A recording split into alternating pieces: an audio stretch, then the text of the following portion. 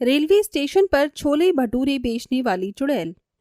किरण नगर के railway station पर कोई भी आता जाता नहीं था। वो स्टेशन पूरी तरह से वीरान था। लेकिन एक रात एक आदमी ऑफिस से जल्दी घर जाने के लिए उस स्टेशन पर पहुंच गया। अरे स्टेशन पर कितनी सुनसान है। उस आदमी ने जेब से रुमाल निकालकर अपने माथे का पसीना साफ किया और फिर वो ट्रेन के आने का इंतजार करने लगा। आज तो मेरी बीवी मेरी जान ही ले लेगी। न जाने ये ट्रेन कहाँ रह गई। अब तो मुझे भूख भी लग रही है।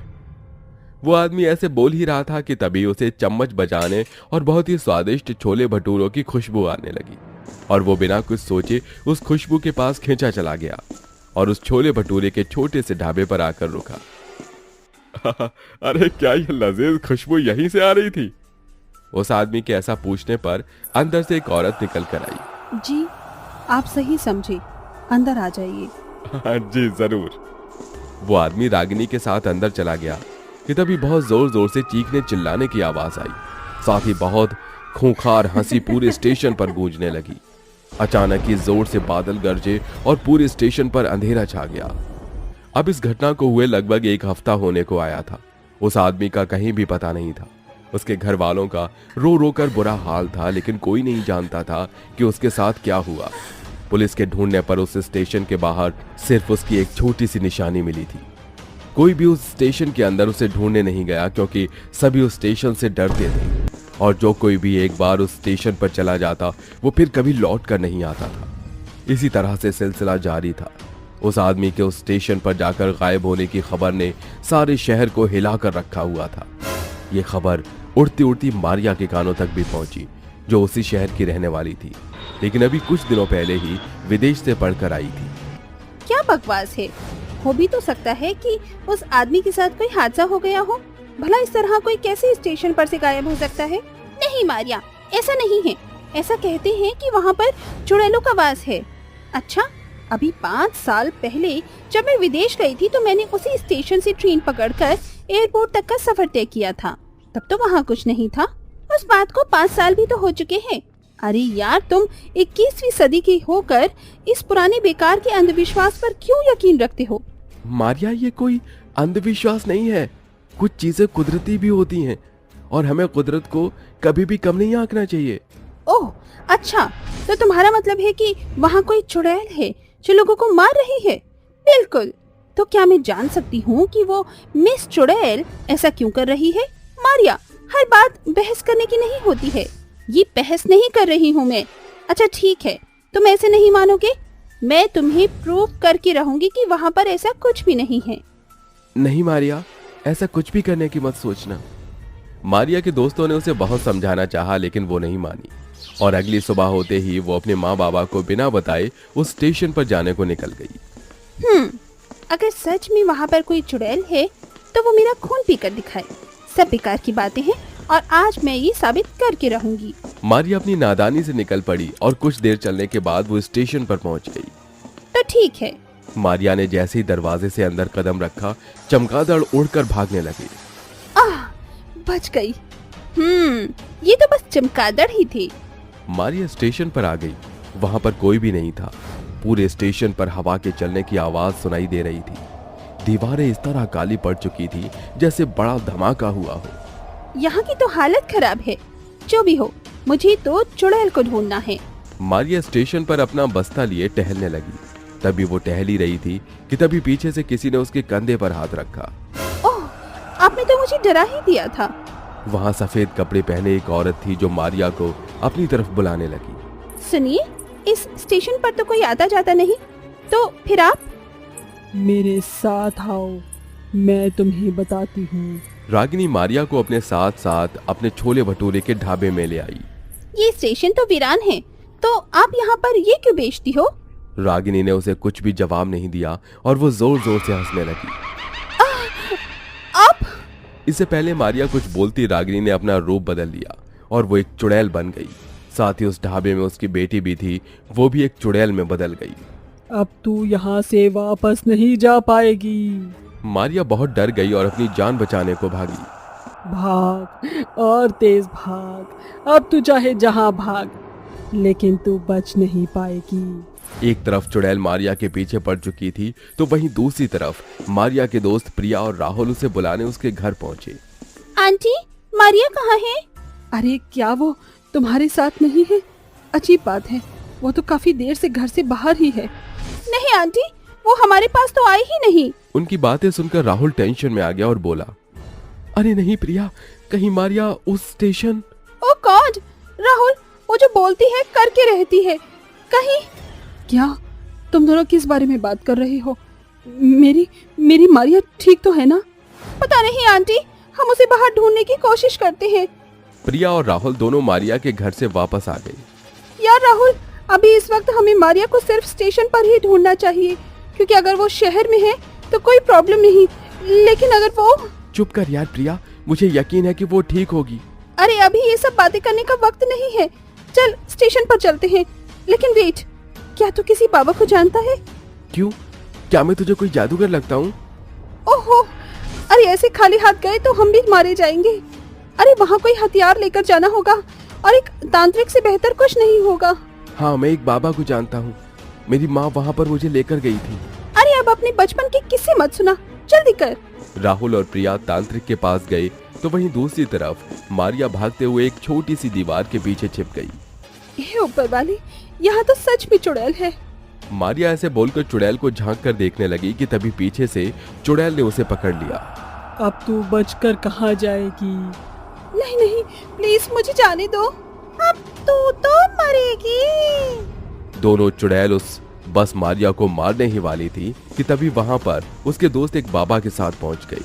वो चुड़ैल बस उसे मारने ही वाली थी कि तभी बाबा ने उसके ऊपर पवित्र जल छिड़क दिया और उन्होंने मारिया को दूर फेंक दिया। मारिया, यहाँ तुम लोग आ गए, मुझे लगा। हम नहीं आएंगे। हाँ, वो तीनों साइड में खड़े हो गए। बाबा ने उस चुड़ैल पर जो पानी डाला था उसकी वजह से वो जलने लगी और दोनों गायब हो गई। बेटा, कभी भी कुदरत पर शक नहीं करना चाहिए। मारिया को अब सब कुछ समझ आ गया था। उसने तांत्रिक की बात पर गर्दन हिलाई और फिर वो सभी घर वापस आ गई। उस दिन के बाद से फिर कभी उस स्टेशन पर कोई हादसा नहीं हुआ और सभी खुशी खुशी रहने लगे। रौनकपुर गांव की पूरी रौनक जैसे उड़न छू हो चुकी थी। हर रोज एक न एक घर से जवान बूढ़े या बच्चे का जनाजा उठता ही था, लेकिन कोई भी इसकी वजह नहीं जान पा रहा था। लल्ला, खाना खा ले। एक औरत अपने घर में अपने 3 साल के बेटे के साथ अकेली थी। वो उसे खाना खिलाने की कोशिश कर ही रही थी कि तभी उसका बेटा भयानक आवाज में चिल्लाया, हे भगवान, ये कैसी आवाजें निकाली मेरे लल्ला ने। बेटा, तू मेरे पास आ।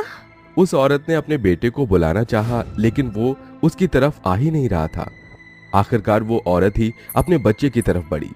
वो बस उसे उठाने ही वाली थी कि तभी उसके बेटे को दौरे पड़ने लगे। बेटा, बेटा, अरे कोई है, कोई तो मेरी मदद करो। वो औरत मदद के लिए गुहार लगाने लगी कि तभी उसके छोटे बच्चे की आंख लाल पड़ गई और उसका चेहरा कुछ अजीब सा हो गया। वो औरत उसे देखकर डर गई और अचानक ही वो नन्ही सी जान खून की उल्टियां करने लगी। राजा, ये तुझे क्या हो रहा है? वो बच्चा खून की उल्टियां करते हुए अपनी मां पर टूट पड़ा और कुछ देर बाद दोनों की ही मौत हो गई। उस औरत की आवाज सुनकर गांव वाले जल्दी से उसके घर में आ गई और उन दोनों को इतने दर्दनाक तरीके से मरा हुआ देखकर सभी की रूह कांप उठी। यही सिलसिला चलते हुए 1 महीना होने को आया था। कोई भी इतनी भयानक भयानक मौतों के राज को नहीं जान पा रहा था। ऐसे ही एक दिन प्रकृति की बेटी सिया स्कूल से शॉर्टकट लेती हुई एक सुनसान रास्ते से घर आई। माँ, मेरे बहुत जोरों से सर में दर्द हो रहा है। अच्छा, आज ज्यादा पढ़ाई कर ली क्या? नहीं, ऐसा तो कुछ नहीं है। अच्छा, तो तुम कुछ देर के लिए आराम कर लो। सिया ने अपना बैग जमीन पर पटका और वो बेड में मुंह गाड़ कर लेट गई। शायद तुम्हें भूख लगी होगी, तभी तुम्हारे सर में दर्द है। मैं अभी कुछ खाने को लाती हूँ। सिया, सिया। प्रकृति सिया से बोल रही थी, लेकिन वो उसकी किसी बात का जवाब नहीं दे रही थी। प्रकृति वहां से उठकर किचन में आ गई और उसने एक बाउल में भरकर सिया के मनपसंद स्नैक्स निकाल लिए और ट्रे हाथ में लेकर वो वापस सिया के पास ही जाने लगी। अच्छा चलो, अब तुम अपने ये स्नैक्स खा लो और जल्दी से अपना सर दर्द ठीक कर लो। आज पापा घर पर ही हैं, तो हम कहीं। प्रकृति ऐसा बोल ही रही थी कि तभी उसकी नजर सिया पर पड़ी। सिया को दोहरे पड़ रहे थे और वो आड़ी टेढ़ी होकर पूरे बेड पर मचल रही थी। उसका रंग सफेद पड़ चुका था और चेहरा काफी भयानक लग रहा था। प्रकृति उसे देखकर डर गई और जोर जोर से चिल्लाने लगी। सिया, सिया बेटा। प्रकृति के चिल्लाने की आवाज सुनकर अमित वहां आ गया और वो भी वो मंजर देखकर हैरान हो गया। बेटा, सिया बेटा। अमित के ऐसा बोलने पर सिया भयानक आवाज में बोली। दरअसल वो सिया नहीं थी, उसके अंदर एक चुड़ैल घुसी हुई थी जो उसे काबू कर रही थी। वो चुड़ैल भयानक आवाज में बोली, अब तुम सब मरोगे।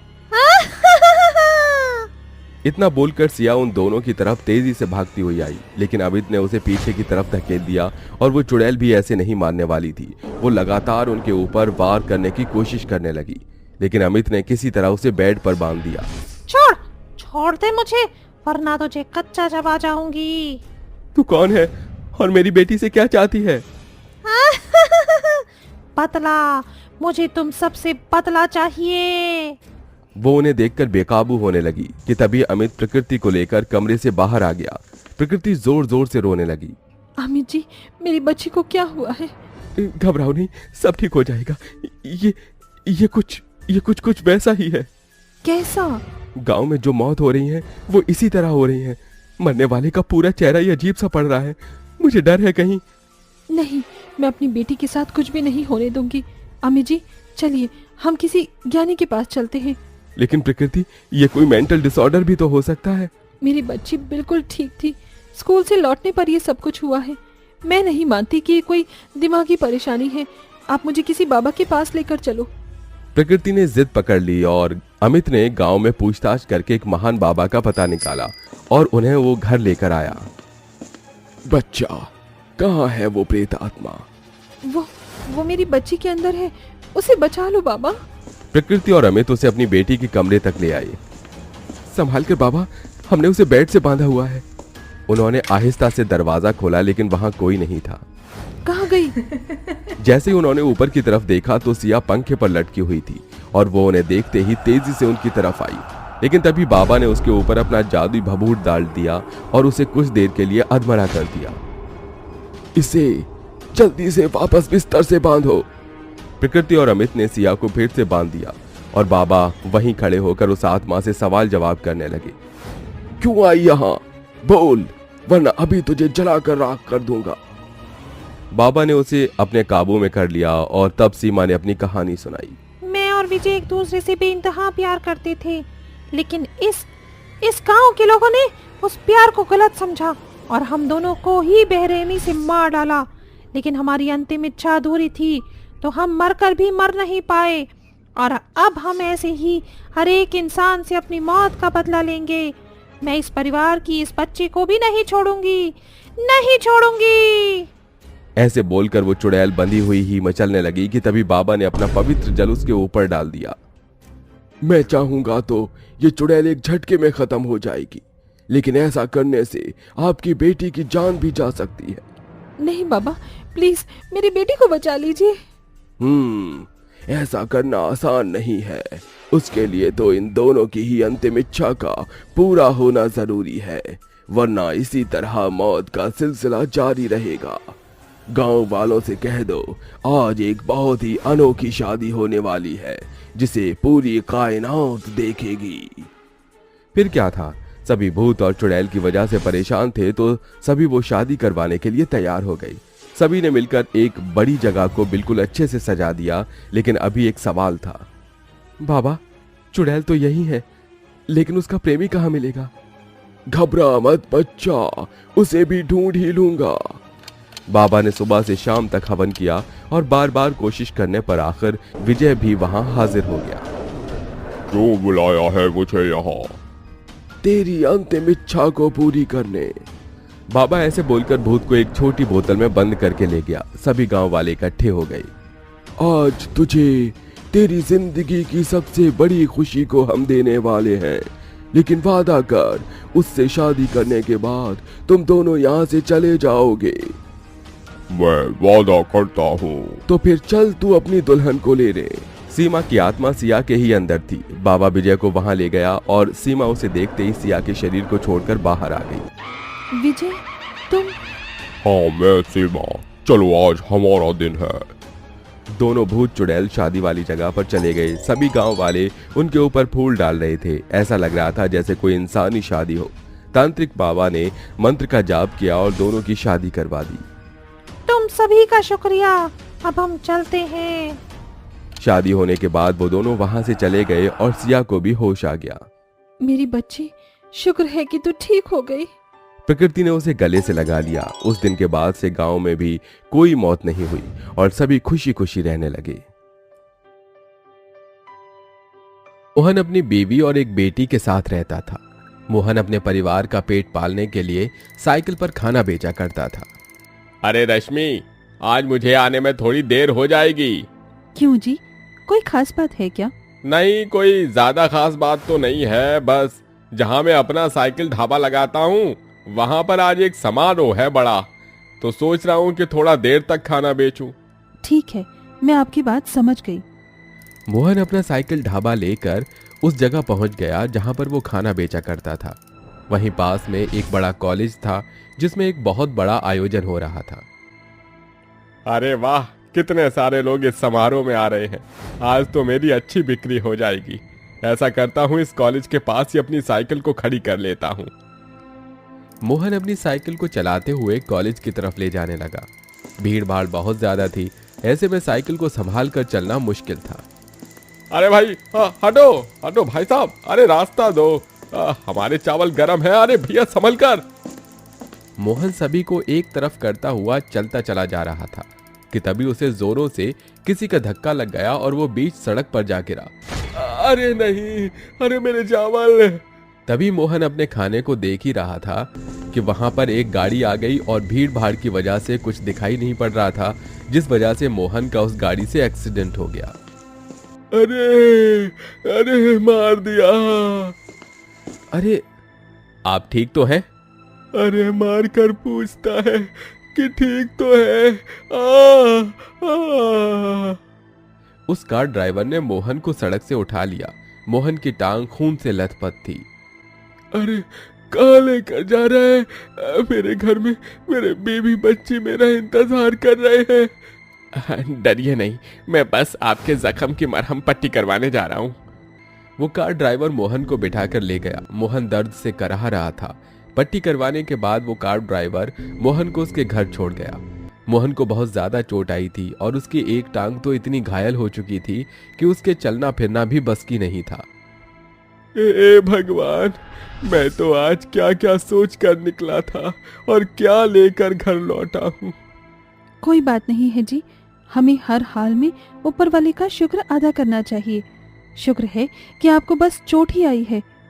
अरे मैं अपाहिज हो गया और तुम्हें ये शुक्र की बात लगती है। ये चोट ठीक हो जाएगी, ऐसे अनाप शनाप शब्द मत निकालिए। मुझे चिंता हो रही है कि अब घर का खर्च कैसे चलेगा। सब हो जाएगा, आप इतनी चिंता मत कीजिए। क्या हुआ अगर आपको चोट आ गई तो? अभी मैं तो ठीक हूँ ना। मतलब ये कि अब से मैं आपकी तरह साइकिल पर खाना बेचूंगी और माँ, मैं भी आपकी मदद करूंगी। अरे वाह, मेरी बीवी और बिटिया कितनी समझदार है। मुझे तुम पर नाज है, लेकिन रश्मि ध्यान रखना, कहीं तुम भी मेरी ही तरह। ऐसा कुछ नहीं होगा, आप हम पर विश्वास कीजिए।